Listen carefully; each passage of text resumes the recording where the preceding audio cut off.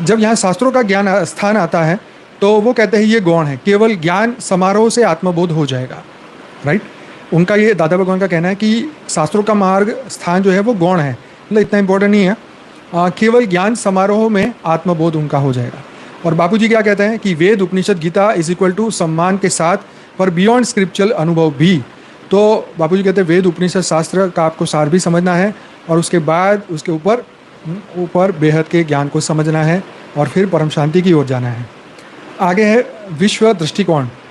तो संसार का जो आयाम है वो संसार, मतलब दादा भगवान कहते हैं कि बंधन है लेकिन दृष्टा बन जाओ तो मुक्त हो। बहुत अच्छी बात है ये। बापूजी कहते हैं यह धरती डिवाइन ट्रांसफॉर्मेशन हब है।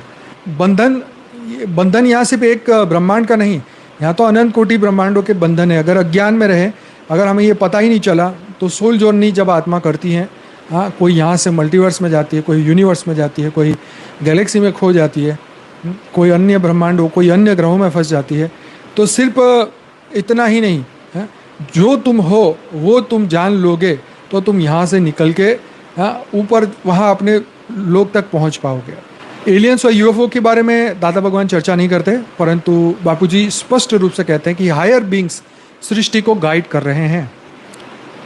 मल्टीवर्स के बारे में वो चर्चा नहीं करते, परंतु बापूजी यहाँ 5 स्तर के ब्रह्मांड, अनगिनत डायमेंशन के बारे में बात करते हैं, जैसे ब्रह्मांड, महाब्रह्मांड, परम महाब्रह्मांड और अंत में मल्टीवर्स को समझाया बापूजी ने।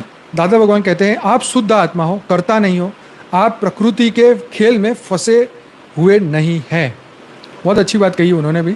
बापूजी कहते हैं कि तुम आत्मा नहीं, तुम ब्रह्म हो, तुम लाइट के निर्माता हो, सृष्टियों के निर्माता हो, जागो, मल्टीवर्स को बदलने आए हो तुम।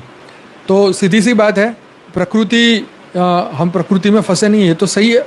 और यहाँ जैसे कहा कि आप शुद्ध आत्मा हो, तो बापूजी बोलते हैं तुम बेहद की आत्मा हो, तुम मल्टीवर्स से भी परे की आत्मा। राइट, बापूजी के ज्ञान में ये फ़ायदा है कि अगर मान लो कि कोई इस ब्रह्मांड तक की सीमित है और इस ब्रह्मांड का भी ज्ञान लेता है तो वो मोक्ष पाएगा। दादा भगवान के ज्ञान में क्या है कि आपको सिमंदर स्वामी के लोक में जाना ही पड़ेगा, क्योंकि आपने उनकी पूजा की है।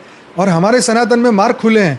राम का मार्ग पसंद है तो साकेत लोक तक पहुँचो, कृष्ण का मार्ग पसंद है तो गोलोक पहुँचो, विष्णु भगवान पसंद है उनके लोक पहुँचो, शिव जी पसंद है शिवपुरी पहुँचो।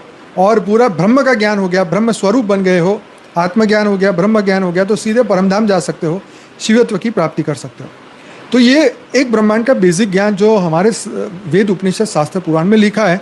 बापूजी इसे एक ब्रह्मांड को समझाते हैं और उसके बाद फिर अनंत ब्रह्मांडों को भी समझाते हैं।